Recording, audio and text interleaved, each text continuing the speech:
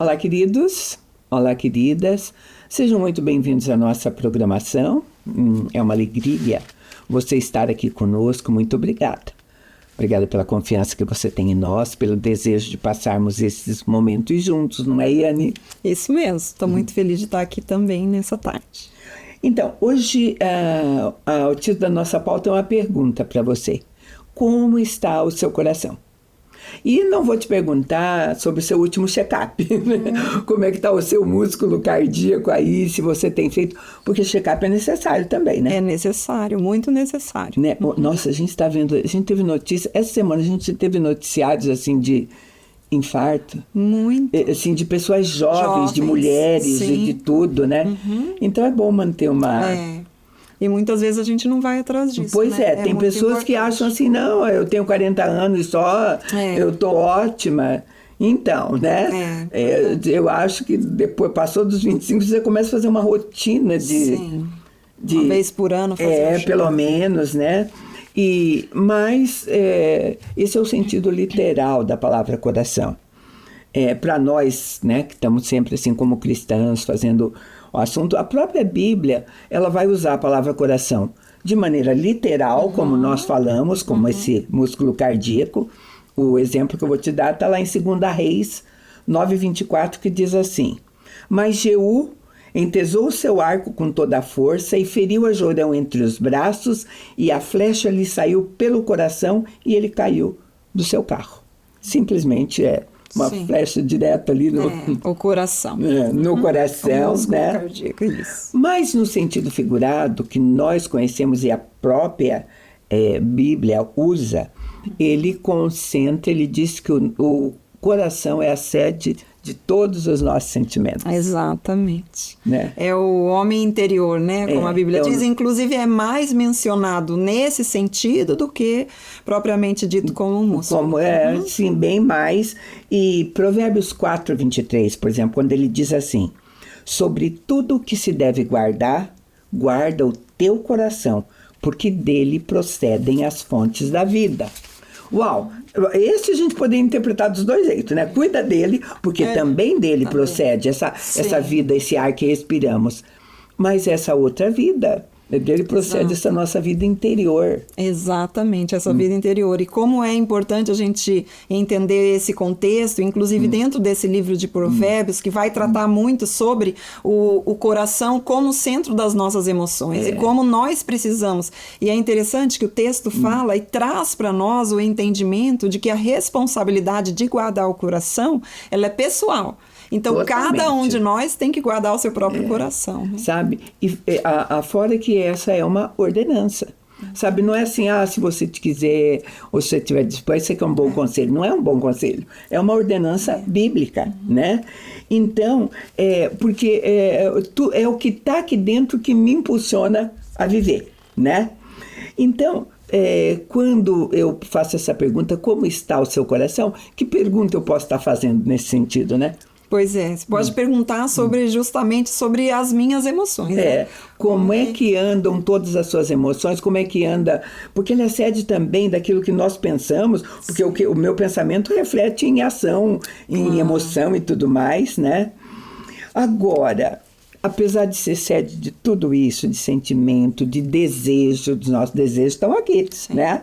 As nossas intenções, a Bíblia diz que ele sonda as intenções do coração. Eu posso chegar diante de Deus com a carinha mais bonita e falar: Senhor, eu estou aqui porque eu quero fazer isso. Ele não vai olhar para minhas palavras ou para mim. Ele olha e ele sabe exatamente qual é a nossa intenção. E é muito importante isso, né, Mirtz, para nós olharmos e avaliarmos a nossa vida, aquilo que nós fazemos, e fazer a pergunta: por que eu faço o que eu estou fazendo? Essa é a intenção real pela qual nós fazemos aquilo que fazemos. Isso é importante da gente. Sabe, e isso se você quer realmente estar no centro da vontade de Deus. Tem que ser isso, né? Porque sabe o que mais que a Bíblia diz a respeito do coração? Que ele é enganoso. Esse ainda é uma preocupação, porque ao consultá-lo, ao sondá-lo, né, ele pode te dar a resposta enganosa. Quando eu digo ele pode te dar a resposta enganosa, é você que está. Claro. É a partir dos nossos sentimentos. E isso é um conselho que nós ouvimos muito e que o mundo oferece até de uma forma romântica. Claro. Siga o seu coração. Faça o que o seu coração mandar. Faça o que o coração mandar. Mas o coração, justamente, biblicamente dizendo, ele é enganoso. Ou seja, o que é enganoso? Justamente a instabilidade das nossas emoções. Sim. Eu não posso ser guiada pelo meu coração. Sabe? Né? Eu realmente não acordei bem hoje, as coisas estão pegando, então aqui dentro estou cheia de conflito, não estou sabendo lidar com isso e aquilo, e vou fazer, porque é isso que meu coração... E vou fazer o que o coração está ditando debaixo disso. Né? Exatamente, isso aí já é um alerta, né? E, queridos, nós somos corpo, alma e espírito. E a Bíblia diz que essas coisas não se separam a não ser pelo poder da palavra de Deus. Eu vou ler isso para você. Está lá em Hebreus 4:12, onde diz assim: porque a palavra de Deus é viva, eficaz, mais cortante do que qualquer espada de 2 gumes e penetra até a divisão da alma do espírito, de juntas e medulas, e é apta para discernir os pensamentos e as intenções do coração. Uau! Né? É muito maravilhoso. Linda demais. Sabe, o que você pode entender num versículo desse, né? Esse texto de Hebreus é muito interessante porque a palavra de Deus sendo traduzida para nós como essa espada de 2 gumes, capaz de dividir alma e espírito, né? E o que significa isso? É que a palavra de Deus, ela traz para nós o discernimento através do conhecimento revelado nas Escrituras, onde eu vou saber quando é a minha emoção, o meu sentimento que está me guiando, ou quando é o Espírito Santo que está me guiando. Então, esse discernimento, ele vem justamente por conhecer a Deus, conhecer a sua vontade a partir da revelação das Escrituras. Então, por isso que é importante, por isso que a palavra de Deus é como essa espada de 2 gumes. E sabe, e você só vai fazer isso se realmente você tiver uma disposição, sabe, de não se enganar, tá? Porque é fácil, às vezes, eu falar, por que eu acordei assim? Talvez eu encontre 3, 4 bons motivos, sabe? E que, dentro do meu devocional, ao ler a palavra de Deus, eu posso encontrar uma verdade encoberta ali, né? Sabe por quê? A gente não tem tanta preocupação com o nosso interior. Porque hoje, de repente, dependendo da sua inquietação anterior, você pode optar até por um remedinho, né? Alguma coisa que vai te deixar serena. Exato. Né? Eu acho que o ser humano ele é muito mais preocupado com o exterior. Não estou dizendo só exterior físico, talvez você pense que mulheres só seja assim, mas tudo aquilo que acontece com o exterior. Seja com relacionamento, trabalhos e tudo mais, coisas que você tem que envolver, você cuida da tua aparência, cuida tudo, cuida até da tua energia e tudo mais, e raramente o teu interior sempre vai ser colocado num plano... Deixa para depois. Isso, né? E por isso que o texto de Provérbios 4 fala justamente isso. Que sobre tudo que se deve guardar, guarda o seu coração. Porque realmente, e esse guardar vem no sentido de observar, de vigiar, né, o nosso coração. Então a gente precisa olhar para nós de uma forma muito honesta e saber como que nós estamos guiando, como que nós estamos caminhando na nossa vida. Sabe, porque se você não fizer isso, pode acontecer que um dia você acorde e perceba, sabe, que você está sendo conduzida totalmente pelo seu sentimento e você não controlou aquilo que é a sua alma, que eu vou chamar de alma. O rei Davi, ele dava ordem para a alma dele, ele fazia a alma dele se sujeitar ao Espírito. Ele dizia, aquieta-te, ó minha alma. Sabe? Para aí um pouco. Agora, você pode deixar correr solto também, se você não... Exatamente. Né? Se a gente não tiver essa consciência, né, Mirtz? Então, quando aconteceu a queda, o coração do homem, o coração da humanidade ficou deformado. Gênesis 6:5 diz assim, e viu o Senhor que a maldade do homem se multiplicara sobre a terra e que toda a imaginação dos pensamentos do seu coração era só má continuamente. Uma observação de Deus a respeito do coração humano. Sim. O coração humano pós-pecado, ele é inclinado para o mal. Uma inclinação total, sabe? E como eu disse, nós somos corpo, alma e espírito, né? Se você realmente não colocar o espírito acima dessas coisas, eu sempre digo que a alma, que ficaria no meio, ela se inclina muito mais para o corpo do que para o espírito. A minha alma cansada, ela vai dar sugestões para o meu corpo, né? Tô inquieta, né? Bem capaz da minha alma sugerir uma atividade que possa me relaxar, né?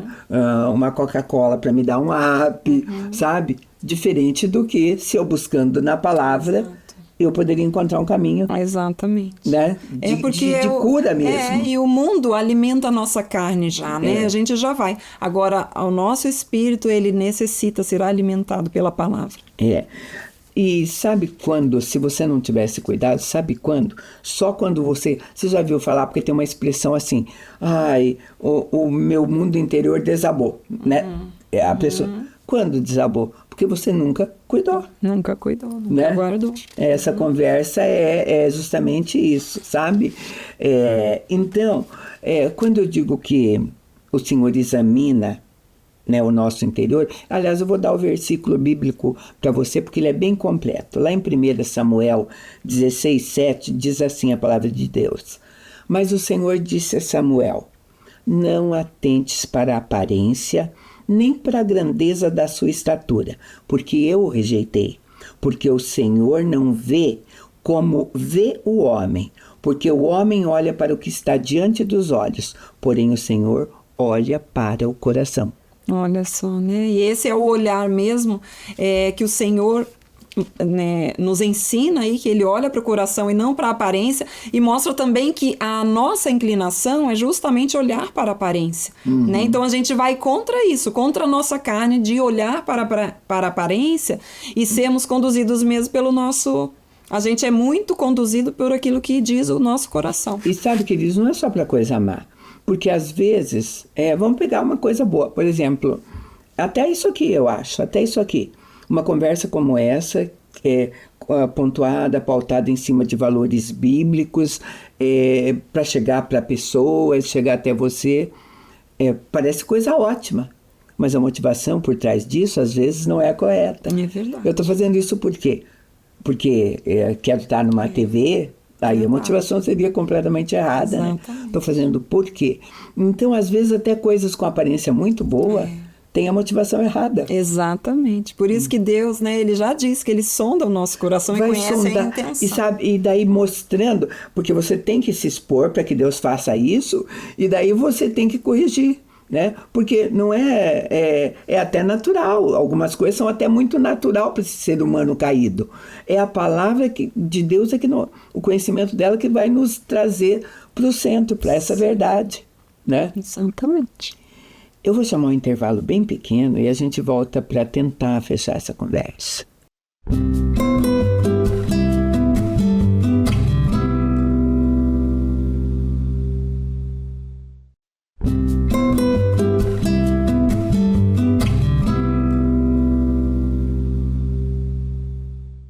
Estamos de volta. Nós estamos falando sobre o nosso coração, como está o nosso coração. E a pergunta é justamente para que você possa sondar, né? Porque às vezes nós não dimensionamos. Como a gente não tem esse hábito, ou não faz isso, ou posterga, deixa para depois, vou tocar primeiro, que isso aqui é mais urgente, eu preciso acertar isso e tudo, né? Mas se a gente tivesse alguns hábitos... Veja como o rei Davi fazia. O Salmo 139, nos versículos 23 e 24, ele vai dizer assim: sonda-me, ó Deus, e conhece o meu coração. Prova-me e conhece os meus pensamentos. Vê se há em mim algum caminho perverso e guia-me pelo caminho eterno. Ai, que lindo, né? É lindo. Nossa, esse texto é maravilhoso porque ele faz justamente isso. Ele pede para que o Senhor sonde as intenções dele, porque muitas vezes nós podemos fazer... Desconhecer Exato. também. E nós podemos viver uma vida de aparência, fazer para que os outros vejam, mas qual é a intenção do nosso coração? E é muito interessante que nesse texto, Davi, o rei Davi, ele pede para que o Senhor sonde o seu coração. E ao mesmo tempo que o Senhor, ele pode sondar o nosso coração e ver as intenções, nós também devemos guardar o nosso coração como, né? Se a gente pensar como que eu posso de uma forma prática guardar o meu coração. Eu preciso cuidar, Mirtes, com aquilo que eu vejo, né? Com a janela que entra no meu coração através dos meus olhos, através dos meus ouvidos, por onde eu caminho, com quem que eu me relaciono. Tudo isso traz para nós um entendimento na prática sobre como eu devo guardar o meu coração. Né? Então, muitas vezes, nós não estamos guardando o nosso coração porque temos visto coisa que não agrada ao Senhor. E, às vezes, é só pedindo para Ele, sonda, conhece, e ouvindo a resposta dele, porque até então podia estar fazendo isso na maior ingenuidade ou ignorância espiritual ou qualquer coisa. Aí, depois que eu peço para Ele fazer isso, eu me atento, quantas vezes aí você diz, uau, eu vou ter que parar de fazer isso, né? Às vezes é num determinado momento. Já aconteceu comigo em coisas assim, séries, sabe? Que estão aí e que você tem que selecionar, elas estão para um momento teu de lazer, faz parte da vida, você pode, né? Mas você tem que saber, Ana, que eu vou dizer, o que você está vendo. E às vezes você começa a ver alguma coisa que no início te parece boa. Você tem que estar muito atenta, porque no 2º ou 3º capítulo, sabe lá, Deus vai te mostrar que você não precisa estar olhando para aquilo. Exatamente. Né? Isso faz parte do guardar o coração, porque, como nós dissemos no começo, a responsabilidade é pessoal nossa. E sabe, se você não ficar muito atento a isso, você vai encontrar desculpa. Fala, não, mas eu tenho maturidade espiritual, quero ver como é que vai terminar essa coisa, e às vezes você vai até o fim, para ver como é que termina a coisa. Aí no outro dia, quando você está bem distraída, vem uma cena na sua mente. Verdade. Daquilo que você não precisava ter visto. Tem brecha, né? A gente vai São abrindo as brechas, né? Agora, e também, qual é a coragem, né, de falar, examina a minha vida em detalhes? Bom, é até meio irônico, porque a gente sabe que ele sabe tudo. Né? Então, pedir isso não deveria ter dificuldade nenhuma. É verdade. Mas tem. Tem. Né? Em todos os detalhes, sabe por quê, Mirdes? É muito interessante também que às vezes a gente pede para que o Senhor sonde ou que Ele veja as nossas vidas quando nós estamos num meio espiritual. Mas e quando eu estou numa panificadora, num supermercado, onde não tem ninguém, né, desse convívio espiritual, como é a minha conduta? Será que eu também estou honrando ao Senhor ali? Né? Será que eu estou tratando as pessoas com amor, respeito, com honra, né? Ou somente no ambiente espiritual? Ou então aquele famoso o que é que eu faço quando ninguém está vendo o que eu faço, exatamente. Né? Também assim. E não estou dizendo que sejam coisas absolutamente marcadas ali com pecado, adultério ou roubo, mas sabe, coisas que a Bíblia diz que inclusive elas não precisam ser o próprio mal, basta ter aparência. Né? Basta ter a própria aparência. É um sondar constante. Isaías 66:2 diz assim a palavra de Deus: a minha mão fez todas essas coisas, e assim todas elas vieram a existir, diz o Senhor. Mas eis para quem eu olharei: para o humilde e contrito de espírito, que treme a minha palavra. Outra versão diz assim: olharei para aquele que tem o coração quebrantado. Né? Então, essa já em relação ao nosso coração, já é uma exigência do nosso Deus. Esse coração quebrantado, né? Eu creio que é um coração humilde e submisso à vontade de Deus, apesar de nós, né? É a gente encontrar o prazer vivendo de acordo com a vontade de Deus e com a sua palavra. Sabe, às vezes a gente fica temerosa de que, nossa, mas diante de um Deus Santo, Todo-Poderoso, eu apresentar algumas coisas, e a gente esquece que Deus, nós temos um Deus que já viu tudo que aconteceu na vida. Não preciso falar, né? Se pensar, não vou falar. Ele viu os caminhos porque eu andei. Inclusive, ele viu meus pensamentos. Ele sabe o que eu pensei e que não contei para ninguém, né? Né? Ele sabe aquilo que me dá medo, aquilo que me consola, né? Ele sabe tudo, tudo. Agora, para eu ficar diante dele dessa maneira, eu preciso ter um conceito muito correto de quem ele é. Ele é pai amoroso. Porque senão eu não vou me expor desse jeito, né? Exatamente. E isso só vai vir, só existe um caminho, é através da intimidade. Porque se eu não tenho intimidade, eu não vou me abrir mesmo, né, com o Senhor. Então, a intimidade é o caminho que nós precisamos para que haja esse relacionamento, né, de transparência, de que eu posso me abrir com confiança num lugar seguro, que é na presença do Senhor. Então, tudo isso vem em cima desse lugar de intimidade, desse lugar de conhecer quem Deus é, como Ele se revela como um pai, que eu vou conhecer através das Escrituras. Sabe, quando que Jesus é Deus, é o Filho de Deus, quando Ele veio, e Ele teve um encontro com aquela mulher samaritana lá no poço, Ele falou para ela que ela estava no quinto marido, né? Já tinha sido, né? E a gente vai perceber a maneira como Ele falou para ela essas coisas e por que Ele falou para ela, né? Ele não chegou e falou assim: escuta, eu sei que você tem uma vida promíscua, que você tá, né? A intenção dele realmente era: olha, não é em relacionamentos humanos que você vai encontrar aquilo que é bom para tua vida, né? Ele conhecia justamente o coração dela, né? A necessidade do coração. E a busca que ela tinha, né? Por saciar esse vazio da alma dela. Coisa que um outro ser humano natural diria: olha, essa aí é uma... né? E tem um monte de adjetivo para dar. Sim. Né? E sabe? Ou então até alguns crentes, sabe? Que iam pensar: vou ter que expulsar o espírito de pombagira em cima dela, porque, né, vive, sabe? É esse o diferencial de quando se olha para dentro do coração, né? E não precisa ter esse temor, porque a gente vai diante de Deus, não tem como, com todos os nossos pecados, né? Exato. Porque tem pessoas que ainda, né, apesar de tudo mais, não tem essa intimidade, não conhece, ainda tem certo receio, né? E o que isso pode... essa continuidade de pecado, digamos assim. Eu vou ler Romanos para vocês, para a gente comentar um pouquinho. Romanos 7, 14 e 15 diz assim, o apóstolo Paulo: porque bem sabemos que a lei é espiritual, mas eu sou carnal, vendido sobre o pecado, pois o que eu faço eu não entendo. O que eu quero, isso eu não pratico, mas o que eu aborreço, isso eu faço.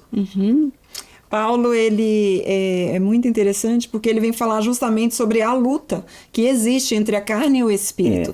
Da vontade da carne dele, né, de fazer essas coisas, ser guiado pelo sentimento dele, mas ao mesmo tempo existe essa luta com o espírito de saber o que ele deve fazer. Então existe isso, e isso é muito interessante da gente ouvir o apóstolo Paulo falando, porque nós nos encaixamos nessa história também e nessa luta que existe entre a carne e o espírito. E em todos os sentidos, às vezes até da própria obra de Deus que nós fazemos. Quantas vezes a luta é o espírito direcionando para um lado e a gente fazendo aquilo que a gente acha que flui, que gosta, que quer. E há muita gente, Mirtes, que tem trabalhado muito para o Senhor, muita gente trabalhando para o Senhor, sem o Senhor. Sem o Senhor. A pessoa faz porque acha que Deus precisa dela. Deus não precisa de nós. Deus, ele desfruta da comunhão dos seus filhos. Né? E nós desfrutamos da presença dele. Né? E sabe, e este é uma coisa tão interessante que a conversa porque às vezes você nunca pensou, para que sondar com o meu coração? Mas você tem algumas atitudes que sinalizam necessidades lá dentro. Né? Eu vou falar algumas coisas que talvez se encaixem. Se for uma só, nem se preocupe e tal. Mas se tiver duas ou três, sabe? Coisas como comer demais, né? Qual é o motivo de comer demais? A gente tem um tamanho, nossa fome tem um tamanho, né? Sabe? Que vai ser satisfeito com o quê? Comer demais, trabalhar demais, tomar muitos remédios, beber, sabe? Murmurar, tá sempre murmurando, medo, sabe? Eu acho que a repetição de 2 dessas coisas, o seu interior não vai bem. Exatamente, já revela como está o coração, né? Aquilo que nós fazemos, como nós reagimos quando somos pressionados, revela o estado do nosso coração, né? E às vezes vão servir para buscar um mecanismo de fuga e não buscar o Senhor para poder tratar com isso. Exato. Né? Sempre cobrir com alguma coisa. Eclesiastes 3:11 diz assim: tudo se fez Deus formoso em seu tempo, e também pôs na mente do homem a ideia da eternidade, se bem que este não possa descobrir a obra que Deus fez desde o princípio até o fim, né? A gente, em outros programas também a gente fez pergunta assim, como é que você tem olhado para a vida, né? É tão importante, né? Porque nós repetimos sempre as mesmas, assim como o homem pensa, ele é, né? Examine-se o homem a si mesmo, sabe? Porque nós temos um Deus bondoso, que quando você se propõe a olhar, a deixar ele permitir, né? Porque se você ficar quieto, vai acontecer o que está escrito no Salmo 32:3. Vou ler para você. O salmista diz assim: enquanto guardei silêncio, consumiram-se os meus ossos pelo meu bramido durante o dia todo. Olha só, esse texto, né, que fala do salmista, fala justamente sobre guardar, não confessar os seus pecados. A Bíblia já nos orienta a isso, a confessar os nossos pecados para que haja cura. Então, se não consumiram-se os meus ossos. Por quê? Porque não houve essa confissão. Nem quis identificar o que estava acontecendo. Até o medo de identificar, de dar um nome. Sabe? Porque às vezes a gente dá uma justificativa para o sentimento e não o verdadeiro nome, né? Para o sentimento, né? Então, sabe, o nosso conselho para você, né? Nosso conselho não. Dependendo da resposta que você deu, como é que está o seu coração? Você acha que a conversa serviu, foi proveitosa? Dá para você pensar um pouquinho? Dá para pensar. Com as nossas reações, a gente consegue avaliar como é que está o nosso coração. Então, vamos por aí? A gente termina essa conversa, como eu te disse, que não tem fim, né? Não tem fim, mas o nosso tempo sim. E agradece você de coração por ter estado conosco e te convida para um próximo programa. Deus te abençoe.